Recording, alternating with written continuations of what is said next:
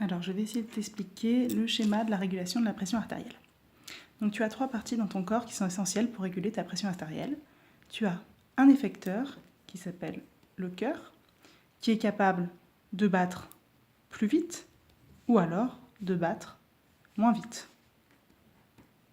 Cela va gérer ta pression artérielle. Tu as les récepteurs qui se trouvent au niveau du sinus carotidien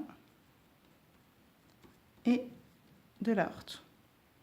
Ce sont des récepteurs qui captent la pression, on appelle ça des barorécepteurs. Ils sont sensibles à l'étirement de la paroi. Plus la paroi est étirée, plus ils sont activés. Moins la paroi est étirée, moins ils sont activés. Tu as également un centre de contrôle qui se trouve au niveau du bulbe rachidien. Donc la jonction entre ta moelle épinière et ton cerveau.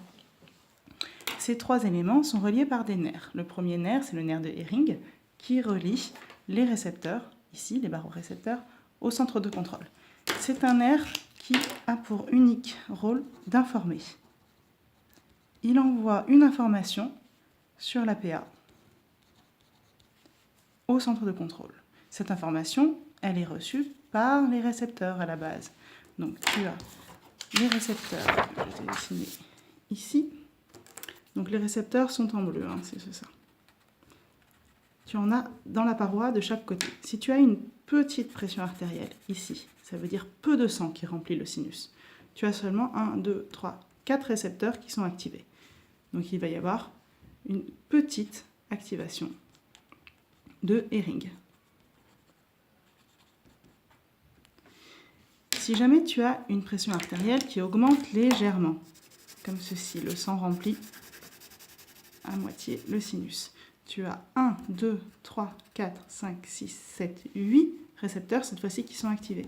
Donc tu as une moyenne activation de Hering. Si au contraire tu as vraiment une pression artérielle très importante, donc énormément de sang dans tes artères, et ici dans le sinus carotidien, tous les récepteurs de la paroi vont être activés, et donc tu auras une activation très importante du nerf de Hering. Et donc le message sera plus important vers le centre de contrôle.